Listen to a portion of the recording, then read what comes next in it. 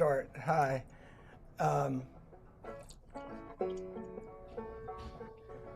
So there was a little pumpkin, and on the day of the story, this pumpkin on a hill started growing. And this pumpkin grew bigger and bigger and bigger and bigger and bigger and bigger and bigger. And like pumpkins like to do, as they get bigger, they get more and more orange. It was green. And it grew bigger and bigger and bigger and bigger and oranger and oranger and oranger and oranger. And this pumpkin on the top of the hill got so big, she looked at herself and she said, "My, oh my, ain't I fine? I deserve a name. I think I'll call myself Figba." And Figba, from the land the story's from, means great one. And Figba was a great one indeed. Well, about this same time, not on the hill, kind of over in the woods, a little boy was walking along. And the little boy walked and walked, and he saw something on the ground. He saw a pointy stick, and this boy loved pointy sticks. He said, "Whoa, lucky day, lucky day, lucky day." And he picked up the pointy stick. And he looked at that stick and he thought, "What can I do with this pointy stick?" And he walked a little further and he looked at a tree and said, "Yep." And he poked the tree. Poke, poke, poke, poke, poke, poke, poke, poke, poke, poke, poke, poke. Oh, he liked doing that. So he went over to a rock and took the pointy stick, and what did he do? He went poke, poke, poke, poke, poke, poke, poke, poke, poke, poke, poke, poke. And then he went over to a bush and he took his pointy stick, and what did he do? He went poke, poke, poke, poke, poke, poke, poke, poke, poke, poke, poke, poke. And then he walked over and saw another tree and he took his pointy stick. What did he do? He went poke, poke, poke, poke, poke, poke, poke, poke, poke. And then he walked a little further and he came to that great big pumpkin. And he took his pointy stick, and what did he do? Yep. Poke, poke, poke, poke, poke, poke, poke, poke, poke, poke, poke, poke. And the pumpkin did not like to be poked. And Figba said, "Excuse me, I don't like to be poked. Please stop." The boy thought that was hilarious, so he poked more. Poke, poke, poke, poke, poke, poke, poke, poke, poke. And the pumpkin said, "Excuse me, I don't think that's funny. Please stop." Well, he started laughing more, and he poked more. Poke, poke, poke, poke, poke, poke, poke, poke, poke, poke, poke, poke. But he stopped poking when he saw that the pumpkin had started to twist and turn and twist and turn. And he backed down the hill, and he looked up at that great big pumpkin as it was twisting and turning, and he saw something he was sorry that he saw, and that is the vine holding it to the ground snapped. And that great pumpkin started rolling down the hill. And boy, did that boy start running. He ran as fast as, but here comes that great big pumpkin. And as a pumpkin rolls, she's singing a song. Figba rolling, Figba rolling. Better run, run, run, run, run, little boy. It's Figba rolling, Figba rolling. Better run, run, run, run, run, little boy. And boy, did that boy run. He ran and ran and ran. Up over the hills and down in the valley. Over the hills and down in the valleys. He ran and ran and ran and ran and ran. And Figba kept rolling. Figba kept rolling and singing her song. Figba rolling, Figba rolling. Better run, run, run, run, run, little boy. Figba rolling, Figba rolling. Better run, run, run, run, run, little boy. And he ran and ran and ran and ran and ran and ran and ran and ran, ran and ran and ran and ran. Boy, did that boy run. And here comes Figba singing her song. Figba rolling, Figba rolling. And he ran and ran and ran, and finally he ran out of breath. And he was standing there in a pasture, and there was a cow there. And the cow said, "What's going on, boy?" "I'm running." She said, "I can see you're running. Why are you running?" And he said, "Well, this great big pumpkin's rolling after me, and it's going to smush me flat. It's going to smush me flat. And the cow said, why in the world would a pumpkin want to smush you, a little boy like you? What are you talking about? No, no, no, no, no, you don't understand. What do I not understand? Said the cow. You don't understand what happened. Well, how could I know what happened? I don't know what happened. What happened? And he said, well, you see, I was walking in the woods and I saw a pointy stick, and I love pointy sticks, and I picked it up, and you know, when you have a pointy stick, you want to do something with it, and well, what I did was I poked a tree. And the cow said, well, what's wrong with that? Well, I guess nothing's wrong with that, but then I poked the big pumpkin. Oh, what happened then? Well, the pumpkin said, please don't do that. I don't like it. Well, what did you do? I thought that was funny, and I poked even more. You poked more? I know that was not a good idea. So then what happened? Well, she said it again. She said, please don't poke. And what did you do? Said the cow. Well, I poked even more. That was really a big mistake. I shouldn't have done that. Oh, yeah, that's not so good. And what's happening now? What's happening now? You can hear her singing. And sure enough, they listened. She was not too far away. You could still hear her singing. Fig bar rolling, fig bar rolling. Better run, run, run, run, run, little boy. And here comes Fig Bar up over the hill. And the boy said, oh no, bye cow, bye, bye, bye, bye, bye, bye, that's it for me. And the cow said, calm down, go hide behind that rock. I've got a friend. And she called over her friend, the bull. And the bull came and stood at the bottom of the hill. And here comes Fig Bar rolling, rolling, rolling, rolling, and rolled right onto the two horns of that bull. And the bull flipped its head, and that fig bar split into two pieces. And the big piece went up and up and up and up and up and up and up into the afternoon sky and became the sun. And the other part, the sliver part, well, it was lighter, so it went all the way through the daytime into the nighttime. And what did it become? The moon. And what about all those seeds? They went shooting all over the place. Oh, there they are, twinkling in the sky. And so there's a story from West Africa to explain about the sun and the moon and the twinkling stars in the sky. And that is called a fig bar. And there you go. There's a story. So, thank you. So, to talk about it a little bit, I was going to start and stop. It's really funny. I actually just did a workshop, a 3-hour workshop as a staff development for the Brooklyn libraries. There's 63 branches of Brooklyn libraries, and I just did a workshop. And with that, I stopped along the way in that story to talk about what I've discovered about storytelling and trying to have people join in on the storytelling. But I thought, since you were all listening, I would just tell it full tilt rather than stopping along the way. But I'll go back and talk a little bit about the choices of what happens when you get a story that you like and then start playing with it and seeing what you can do with it. And so, of course, I just start playing the banjo and I find out what I want to have happen with that.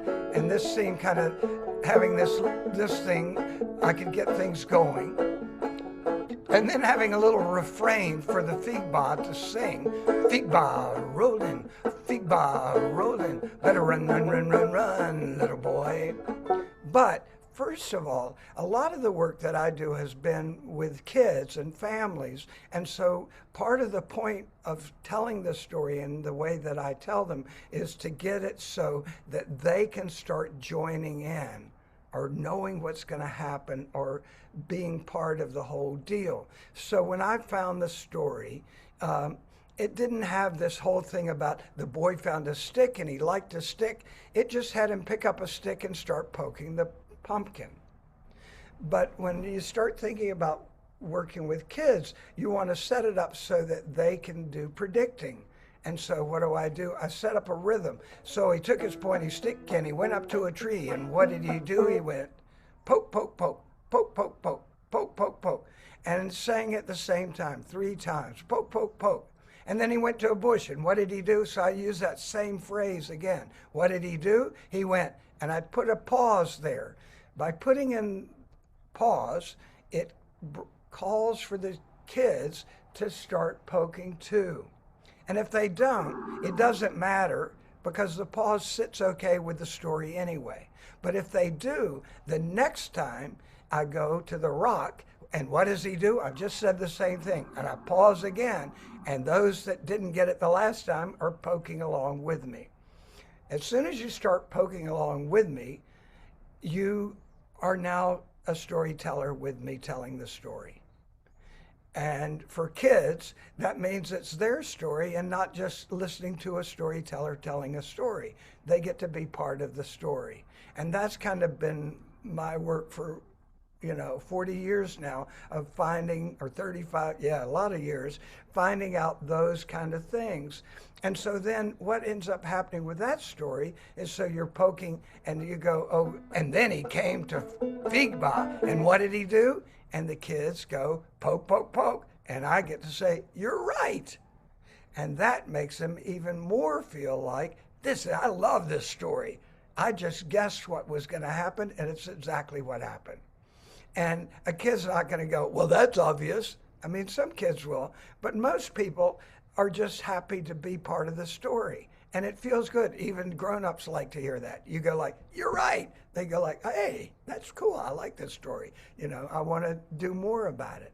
And so then repeating, having Figba say, I don't like that, you get to have the boy react a couple of times, as opposed to often in a book it will say, and the boy just kept poking the pumpkin. Even when the pumpkin said no, the boy kept doing it. By having it actually happen more than once, the kids listening and the people listening actually hear that whole sequence of things, and it has more meaning to it. And then, so him running, sometimes people tell that story and they describe what he runs through.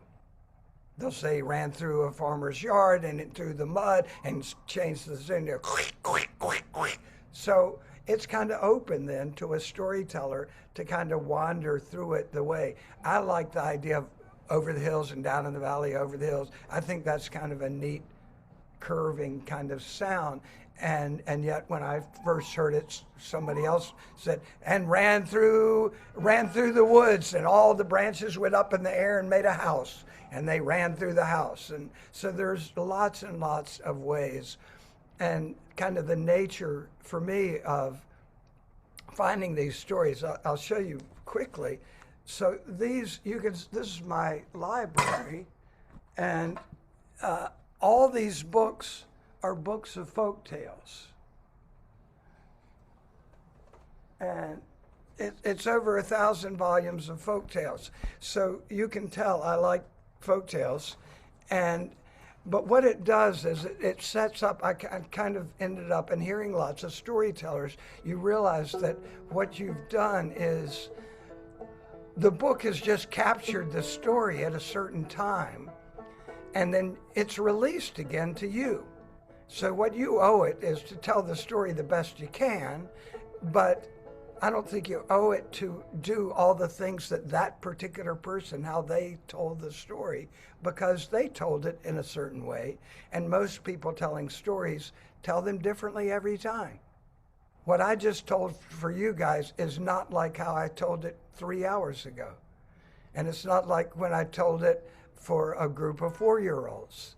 Or that story is so, I think Bob may have heard it a month or so ago when we were down in when I was out in California, and Rachel, who's 32, my daughter, and her good friend Emily go, tell Figba. And they heard that years and years ago, but they still want to hear the story.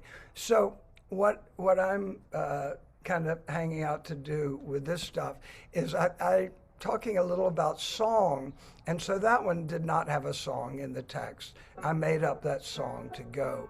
And so what I've divided this time I've kind of divided into different ways of working with song and music with stories, since I kind of thought, since many times, at least when I join, I come and watch Larry sing some amazing songs by a group of people's music we love. And so I kind of think of this as, or Bob's sing along, I think of this as a singing thing. So talking about songs seemed to be a good idea.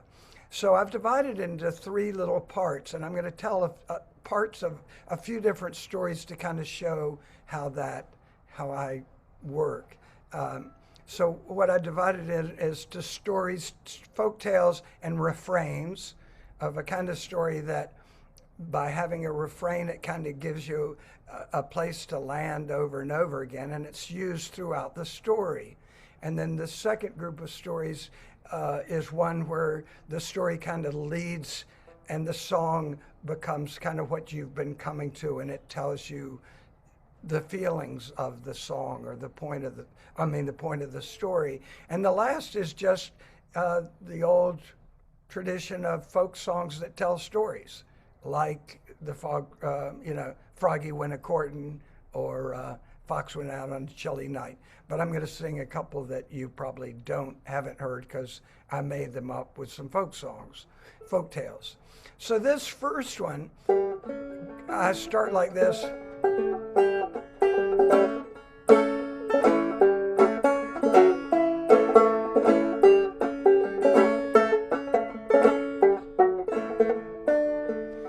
And this is a Bible story. And this story's about a guy named Jonah. And Jonah was a really nice guy, lived in a village, and he took care of all his friends, and everybody said he's the best neighbor you can have, and it seemed like that village was just happy all the time. Now there was another place not too far away called Nineveh, and in Nineveh they had lots of troubles in Nineveh, and so God got an idea of asking Jonah to go to Nineveh to kind of straighten things up, sort of. And so God went to Jonah and said, "Hey, Jonah, I'd like you to go to Nineveh. Just be yourself." And we don't know quite why, but Jonah didn't want to go. And so Jonah sang out, "I don't want to go to Nineveh. I don't want to go to Nineveh. I don't want to go to Nineveh. And I'm not going to go. No, I'm not going to go."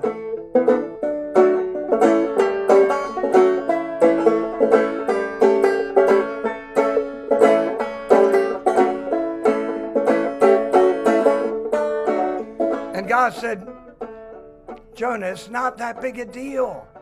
Just be who you are. People will see it's just nicer to be nice, and just as easy as to be mean, and everybody's much happier. You just go there and be yourself, and they'll notice that, and they'll go, oh, I could be like that. I don't need to be so nasty to all my friends. They'll figure it out. So what do you say?" He sang it again. "I don't want to go to Nineveh. I don't want to go to Nineveh. I don't want to go to Nineveh. And I'm not going to go. No, I'm not going to go." And God said, "Jonah, okay, look, a lot of people need a little time to think about things. And they just kind of react real quickly, and they need just some time to think about it. So I'll come back and talk to you tomorrow. So go on home." So Jonah went home, and Jonah had his supper, and Jonah went to bed, but Jonah couldn't sleep. Jonah just tossed and turned and tossed and turned all through the night. But then towards the end of the night, Jonah got an amazing idea, and he said, "Wait a minute. God said he'll ask me in the morning, and if I'm not here, I cannot be asked." So Jonah tiptoed across his room, but he's still singing, "I don't want to go to Nineveh. I don't want to go to Nineveh. I don't want to go to Nineveh. And I'm not going to go." So he went out to the back porch, and he slipped on his sandals, and he walked out to the road, and he looks up, and he sees a sign that says Nineveh that way. So you know which way he went. that way. And he got to the top of the hill right as the sun was coming up, and he goes, I did it! I don't want to go to Nineveh. I don't want to go to Nineveh. I don't want to go to Nineveh. And I'm not going to go. No, I'm not going to go. And then he walked and he walked and he walked and he walked and he came to the sea. And there were some people fishing, about to go fishing, loading on the nets, loading on everything. And Jonah got an idea. Hey, if I'm on that boat, I've never been on a boat before, God will never know where I am. Oh, yeah. Excuse me, would you like some help today? They said, sure, we could always use an extra hand. Come on up. So Jonah jumped up on the boat. They set sail. And they stopped. They go, yep, this is a perfect place. Let's do it. So they threw in the net.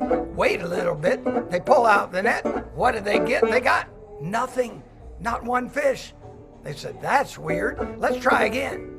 So they threw in the net. They wait a little bit. They pull out the net. What did they get? They got nothing. Not one fish. They did it again and again and again. No fish. And then, a storm. Oh no, a storm at sea. And the sailors are looking at me and they're saying, what's different today? We're in the same boat? Yep. Same nets? Yep.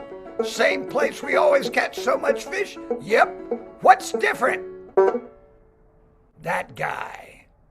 So the next thing we know, you know what happened. There goes Jonah up into the air and splash into the water and down, down, down, down, down. And even underwater, he's still singing. And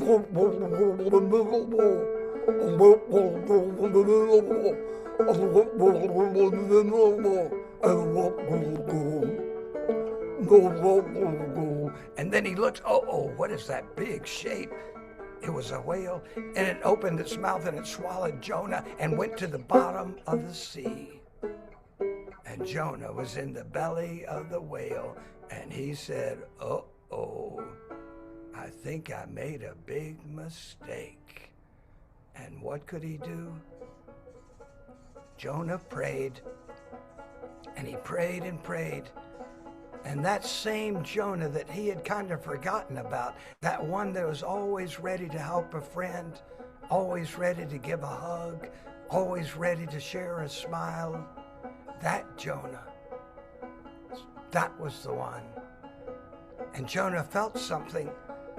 It seemed like he was going up and up and up and up and up and up, and the whale went through the water and opened its mouth and burped.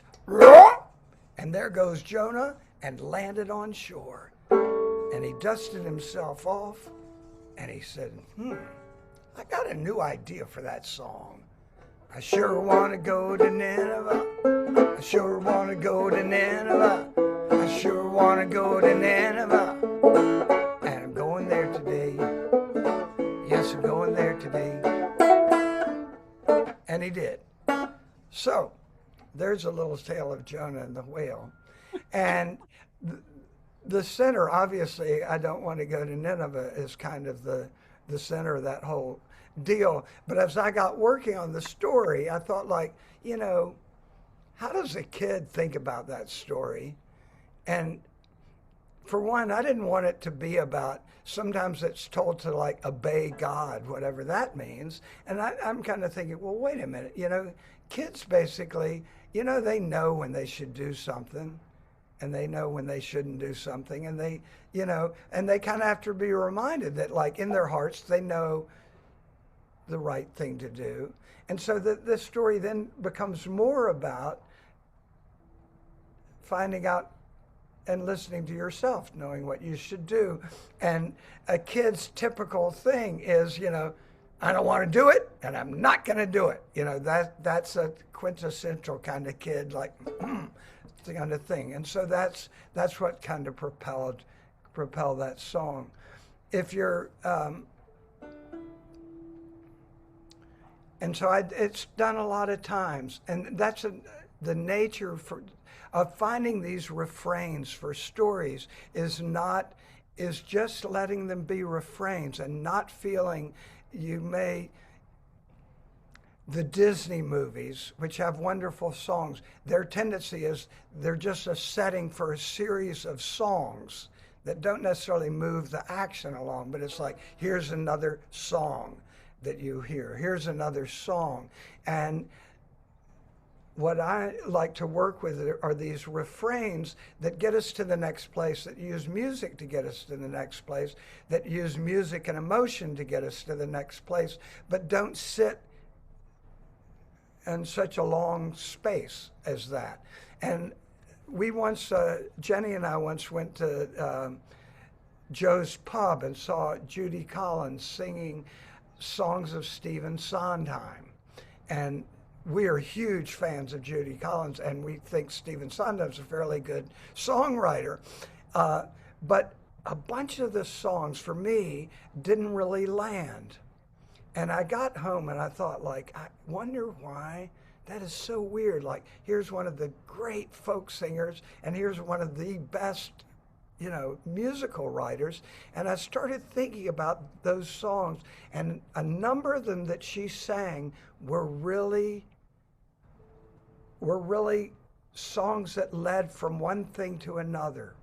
They weren't songs about listen to this song. They were songs about getting from one idea to another idea, and they were brilliant for doing that.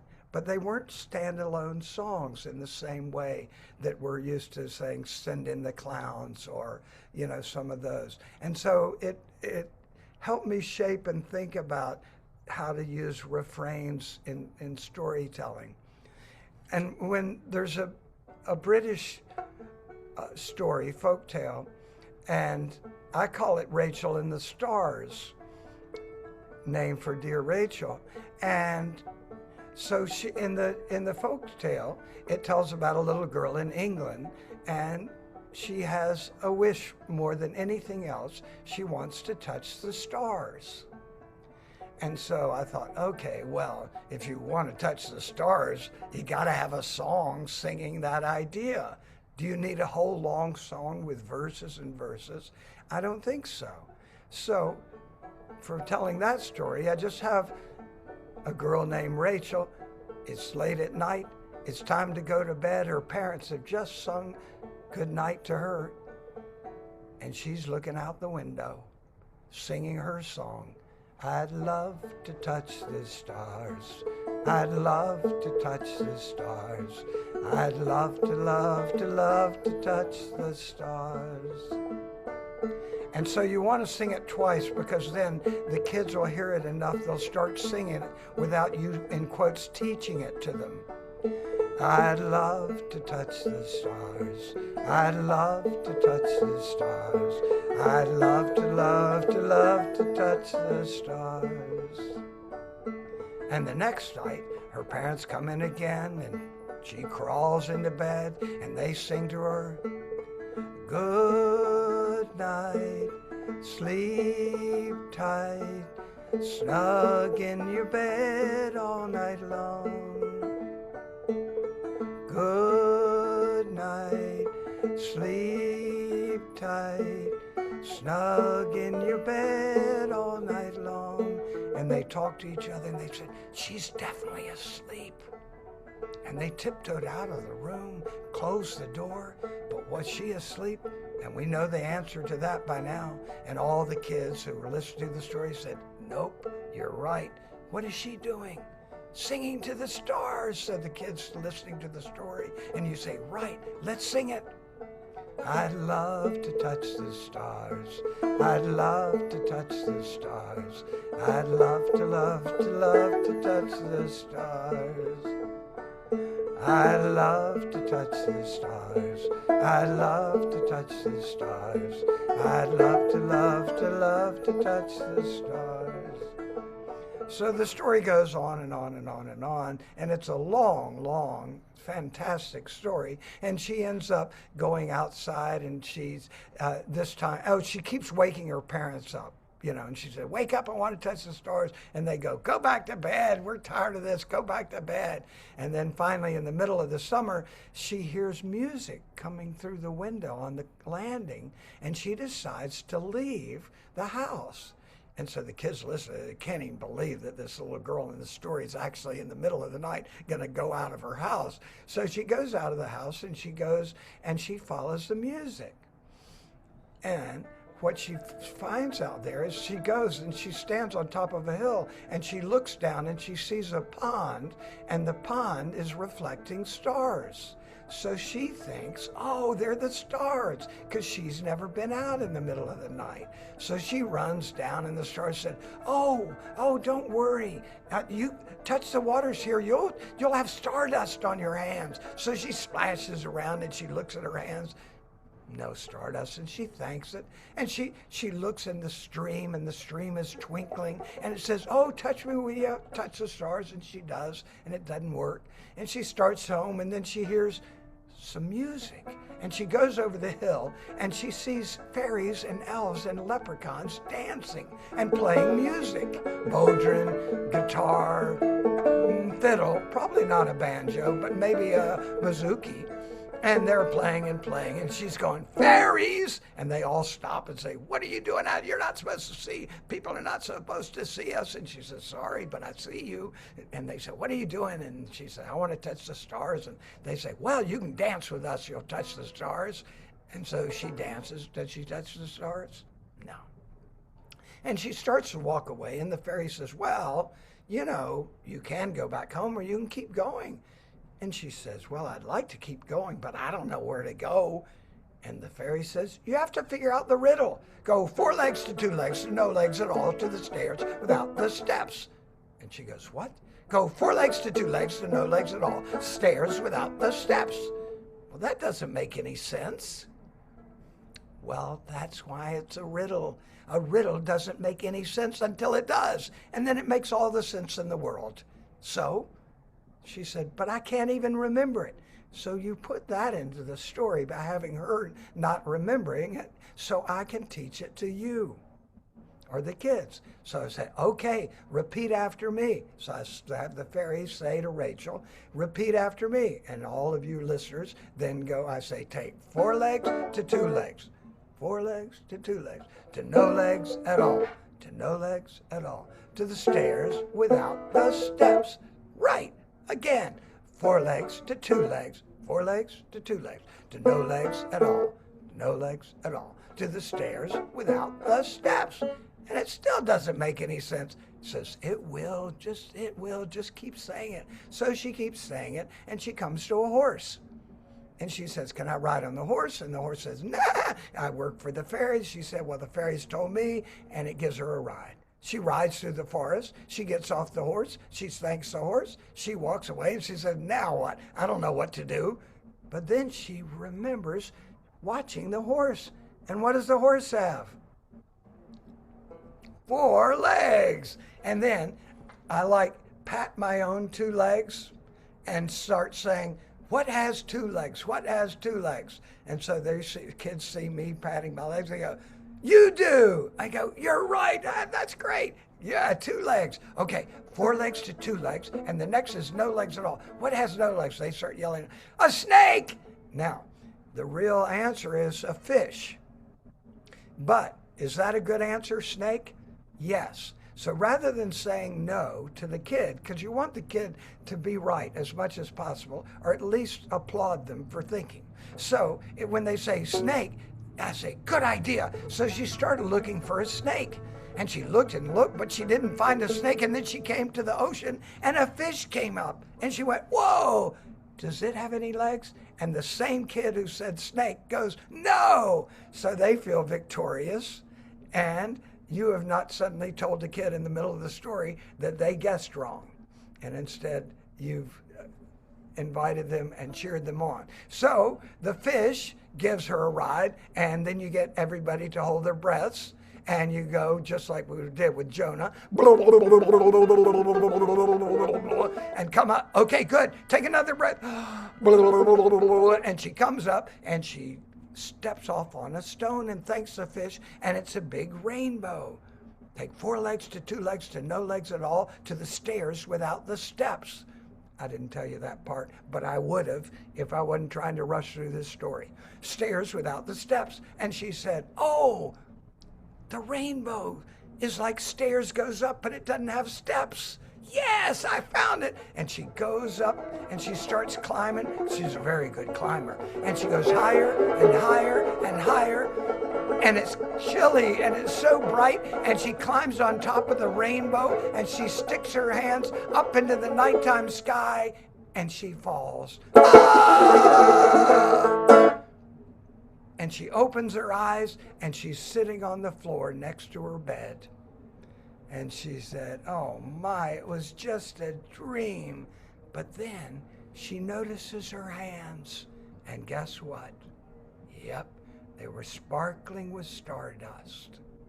So that's that story. And a kid one time told me, I know that that cannot be true. And I said, so how do you know? I said, because she couldn't have gone through the roof. So the kid accepted the fairy, accepted riding on the horse, accepted climbing the rainbow, accepted everything, but it couldn't be true because she couldn't have gotten through the roof and ended up on her floor. And so that's is part of the world you get to join in on. And this was kind of ironic during this telling is, you know, I don't know if on your screens you see your voicemail, your messages, you know, and so who's messaging me right now? Rachel. You know, so I'm seeing this like Rachel's going, hi Dad, how's it going? You know, so anyway, so that's kind of how that idea of a refrain. Another kind of refrain, oh, maybe I should skip that. Yeah, I'll get to it. Does anybody want to ask something, or should I just keep romping on? Just keep going. Okay, I'll keep going.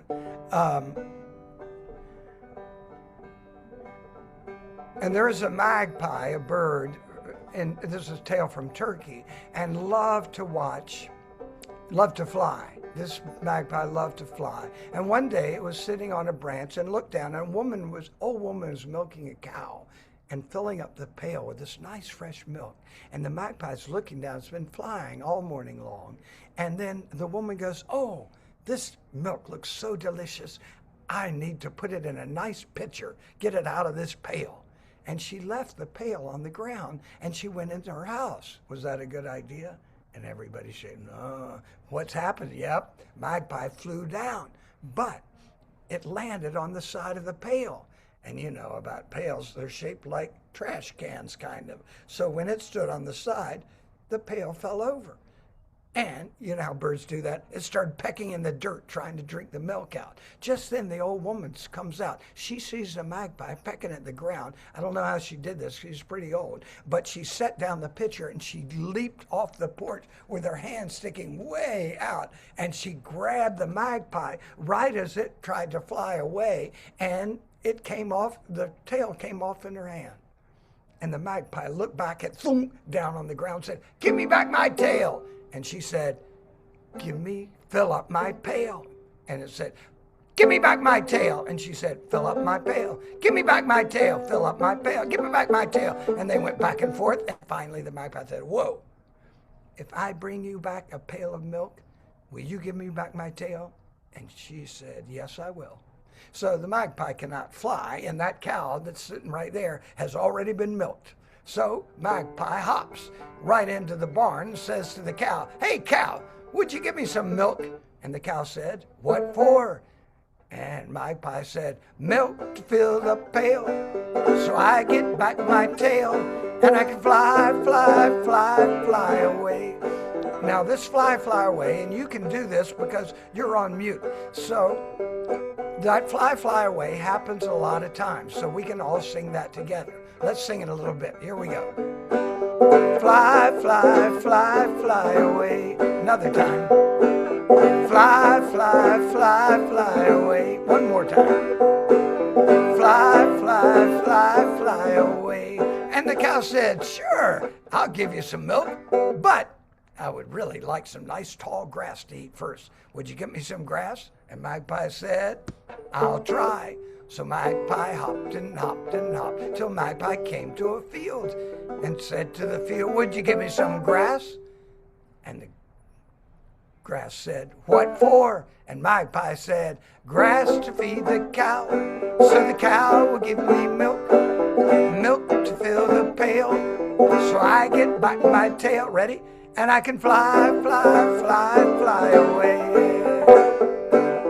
Fly, fly, fly, fly away.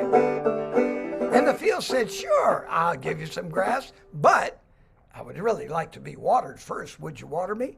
Magpie said, I don't have any water. Well, I'll try. So Magpie hopped and hopped and hopped till Magpie came to a water carrier.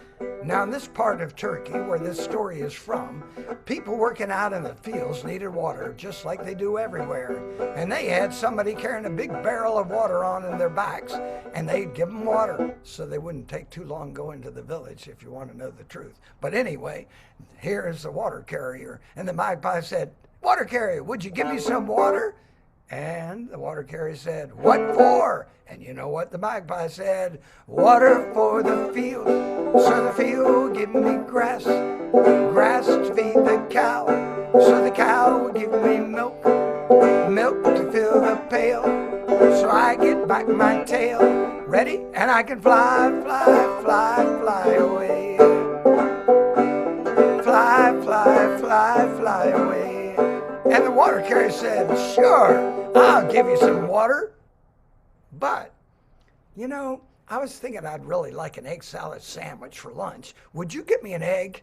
And the Magpie said, I'll try. So Magpie hopped and hopped and hopped, came to a hen and said to the hen, hey hen, would you get me an egg? And the hen said, what for? So you all know that by now. What for? And the Magpie sang out, egg for the water carrier. So the water carrier gives me water, water for the field. So the field will give me grass, grass to feed the cow. So the cow will give me milk, milk to fill the pail. So I get back my tail and I can fly, fly, fly, fly away. Fly, fly, fly, fly away. And the hen looked at Magpie and said, are you a bird? And Magpie said, yes, I am. Hey, I am too, said the hen. We're both birds. Well, I'll do it for you, of course. Here, let me lay an egg for you. Laid an egg, gave it to the Magpie. Magpie hopped it back to the water carrier, and the water carrier gave Magpie water. Magpie went and watered the field, and the field gave the Magpie grass. Magpie gave the grass to the cow, and the cow gave the Magpie milk. Magpie took the pail of milk back to the old woman, and the old woman gave Magpie back his tail. And Magpie said, now I can fly, fly, fly, fly away. Fly, fly, fly, fly away. And that's what Magpie did. And that's Magpie and milk. So that one, again, and you, thanks, I could see your mouths moving, so I hope that was fun to sing. It's a lot, it's fun to hear the kids. So then there's the notion of sometimes, though, it's really nice for a song to sit. You know, it isn't automatically that this refrain is the right thing for every story. And part of, as a storyteller, what I owe the stories is to really discern what serves them best. What serves the story and what serves the listener the most. And there's a story from Mexico about a little girl named Juanita, and she goes every day. She lives in a little house with her parents, and every day she goes to her grandparents in the afternoon and hangs out with them. And the grandfather tells her stories and sings her songs and stuff. And the time goes by, and the grandmother dies. And so they move Juanita. Juanita says, we should invite Grandpa to our house to live with us. And so the mom and dad said, okay. Papa and Mama brought Grandpa into the house. And it was great because then every day Juanita got home, there was the storyteller and the music. But I told you at the beginning, it was a really small house. And as much as the mother and father loved the grandpa and their daughter, it got a little cramped. And so they got an idea, and they said, you know, Grandpa, we've got an idea. There's a little shack in the back, and we can kind of fix it up for you and put a little bed in there, and it'll be great, okay? And he said, of course, whatever's good. And you can come have all your meals with us, of course, of course. So the time went by, and he started missing some of the meals. And Juanita didn't always go there every day. She'd like play with some of her friends, and you know, she kind of sometimes just forgot about her grandpa. But one kind of chilly winter day, she suddenly thought, I haven't seen Grandpa in a long time. Oh, I wonder what he'll tell me today. So she ran in, opened the door, and she comes in, and there's Grandpa sitting on the bed, shivering. And she said, what's wrong, Grandpa? And he says, it's cold in here. Juanita, would you give me a blanket? And she said, sure, Grandpa, I'll be right back. And so she runs into the house, but the best blankets are way up high, and she's like starts to jump up and down trying to reach it. And Papa comes in, and he says, what you doing, Juanita? She says, Grandpa's cold. Would you give me his blanket? Give me that blanket. And he said, of course, of course. Oh, I'm sorry to hear that. Here, run that out. And so she starts to run out the door, and then she stops and she turns and says, Papa, do you have some scissors? And he says, scissors? What do you want scissors for? And she says, well, I want to cut the blanket in half. And he said, you want to cut this beautiful blanket in half? What in the world for? And she said, well, so then I'll give half to Grandpa, and I'll keep the other half for you when you go old. And so you'll never be cold. And he said, what? And she's saying, half a blanket for Grandpa, so he'll be nice and warm. Half a blanket for you, Papa, so you'll never face the storm. Half a blanket for the time when you grow old. So you will never, never, ever, you will never be cold. So you will never, never, ever, you will never be cold. And Grandpapa was crying. And he said, you know, I think maybe we have enough room in our house. What do you think? Shall we invite Grandpa back in? And she said, oh, yes, Papa, yes, yes. And so Grandpa moved back into the house, and that's the story called Half a Blanket. So I feel like that story is one that, like, it kind of deserves this little thing, and it allows you into the emotion in another way, that if I had just sung half a blanket, just done a little refrain. And there's just a little more time. So rather than, I can either sing you one more of those kind of stories with a longer song, or I can do you one that's just a story, a folk tale that I turned into a song. Maybe that'll complete the program. I'll do that.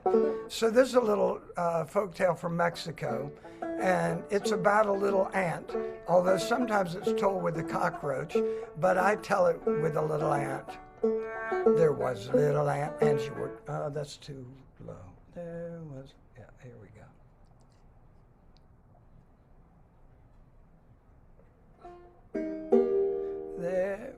There was a little ant, and she worked so hard till she made a little bit of money. And she said to herself, now what shall I do since I made a little bit of money? I could buy some candy, but it wouldn't last long. I could go to the movies, but when it's over, it's gone. Oh, I know what I'll get. Some brand new clothes, just think about that. So she bought a new dress and a flowered hat. and some running shoes. Just imagine that. And little ant took a little walk. And she walked and she walked and she walked and she walked and she walked by a dog. Started to talk. He said, "Little ant, you look so fine. Won't you, won't you, won't you, won't you be mine?" And little ant said, "Maybe. But how will you talk after we are married, baby?" And dog sang out with all his heart, "Woo, woo, woo, woo, woo!"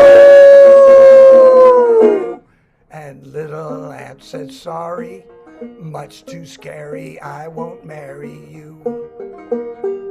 So she walked and she walked and she walked and she walked to stroll by a cat who wanted to talk. He said, "Little ant, you look so fine. Won't you, won't you, won't you, won't you be mine?" And little ant said, "Maybe.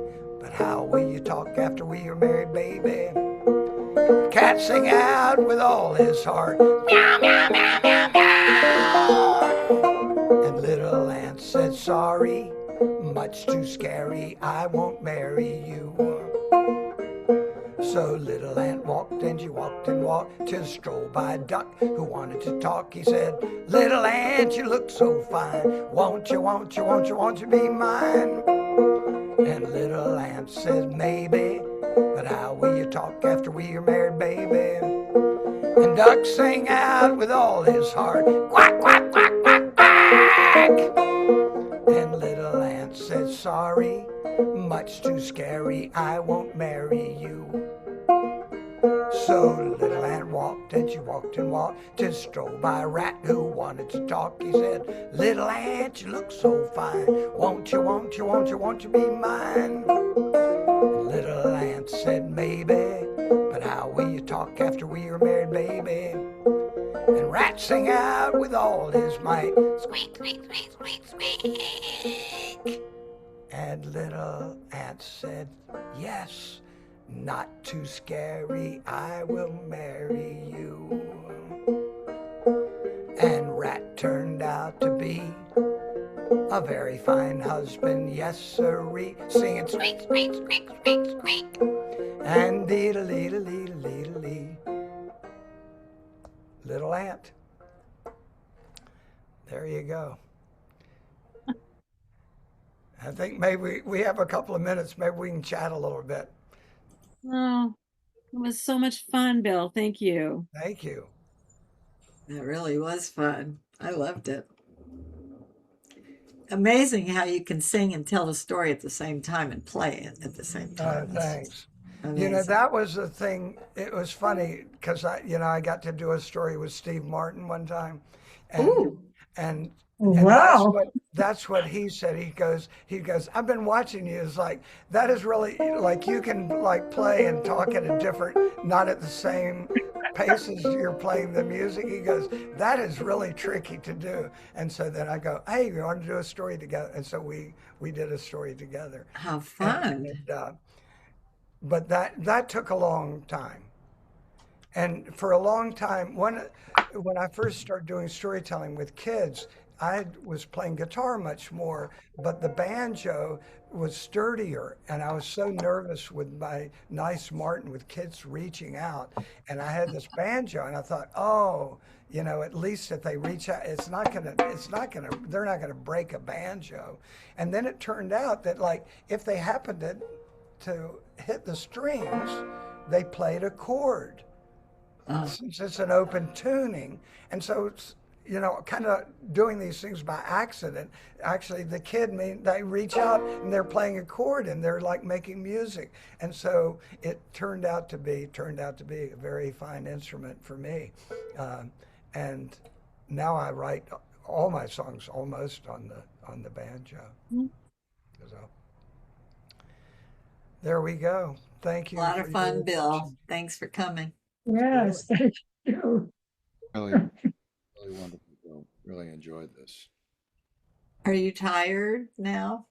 That was a uh, lot for one after hour. after a 3 hour workshop, and then I gave a 3 hour storytelling workshop to the Brooklyn Library, and then I'm involved with a new project that may bring storytelling to the Queens libraries, 63 branches, and they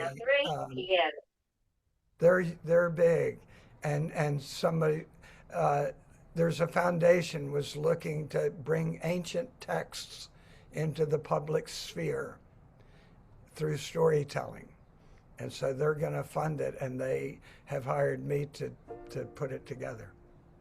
So after the 3-hour meeting, I had an hour-long Zoom meeting with the people from Queens. So yes, I'm tired. But it's You don't great. seem it at all. It's great to be with y'all. Thank you. Maybe you could do a songwriting workshop, because I used to tell stories when I was a camp counselor, but it never occurred to me to sing with them. Sure. There's a long tradition. You do some story songs, Larry, and Louise does too. Yeah, for sure. And Bob too, for that matter. Yeah, and Rudy too. Most people who sing also include story songs. Absolutely. That's really, but these other kinds of songs is kind of a slightly different journey. Did you have like a quote unquote teleprompter, or is that just by memory, No, like the no. pumpkin? No, all I have, this is my whole, Oh, that's the whole thing. the main point. It's just the list of the stories. Oh, No, I know one of the games I do with kids is they spin the globe and point, and I tell a story from wherever they land. So somehow all these stories just kind of stay there. But the really nice thing about that is it allows you then to tell it differently. Because it's not about memorizing a story. It's just like, all of us tell stories all the time, and we adjust them yeah. to the listener without even thinking about it.